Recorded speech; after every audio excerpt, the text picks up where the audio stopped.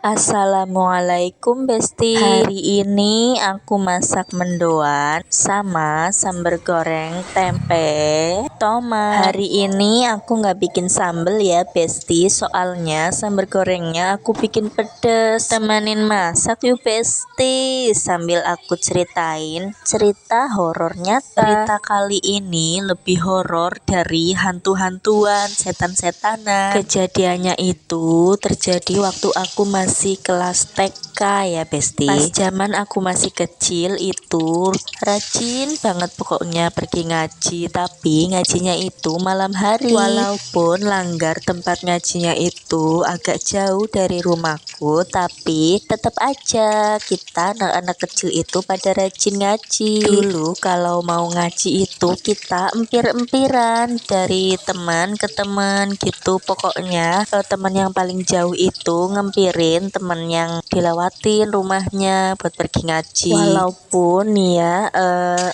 jarak rumah ke satu rumah itu agak jauh, soalnya zaman dulu masih banyak kebun-kebun gitu, tapi kita tetap pergi ngaji rame-rame gitu. Seneng banget pokoknya zaman dulu itu. Kalau ngaji itu dulu giliran ya, biasanya yang anak-anak udah pada gede itu ngajarin yang anak-anak kecil. Nah, singkat cerita, beberapa temen itu udah pada ngaji ya, udah pada baca, udah pada ini diajarin ngaji ya. Terus yang udah selesai ngaji ini pada main di luar langgar kan. Terus aku sama sepupuku itu juga ikutan main di luar, dan tiba-tiba ada rame-rame tuh di depan, agak jauh di deket kebun melinjo gitu. Anak-anak lain juga pada ngumpul di sana gitu, kayak lagi ngerubungin apa sih. Tapi aku sama sepupuku yang dua itu kita cuman ada di belakang gitu, agak jauh sih, mungkin 10 langkah lah dari orang kerumunan itu. Nah, kita bertanya-tanya itu kenapa sih, itu ada apa sih? Dan anak-anak yang berkerumun itu kayak teriak-teriak gitu. Terus ada yang teriak,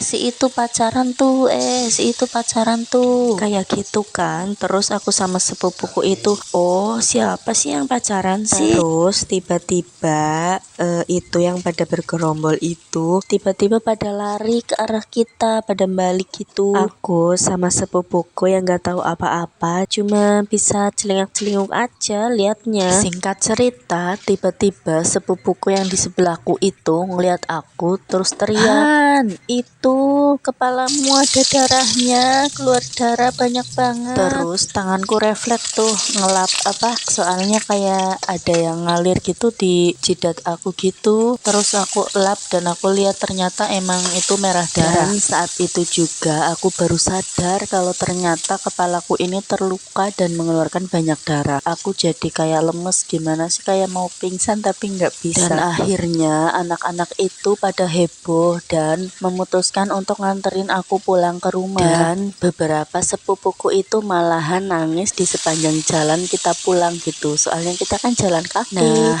pas sampai di rumah ternyata ibuku juga lagi kena musibah, yaitu kakinya bukan tangannya itu terkena gula yang lagi diolah gitu, yang lagi mateng, kena air gula. Dan karena itu rumahku jadi rame, terus ketambahan aku juga kena musibah, jadinya tambah rame lah di rumahku itu. Terus pagi-paginya aku langsung dianterin untuk berobat ke puskesmas sama saudaraku. Jadi ternyata kronologi ceritanya itu kepalaku bisa sampai berdarah-darah itu karena saat si B sama si D ini pulang bareng, tapi diejekin sama anak-anak, katanya pacaran gitu. Nah, karena si B ini kesel nggak terima diejekin, dia itu ngambil batu yang lumayan gede terus diberengkolangin lah, dilempar ke arah sembarang gitu ke anak-anak itu yang ngejekin. Dan apesnya batu itu malah tepat ke arah kepalaku, ke pelipisku gitu, di atas mata, tapi untungnya nggak kena mata ya. Dan sampai sekarang pelipisku ini ada belangnya dan ini nggak akan pernah hilang mungkin. Dan ya, itu bener-bener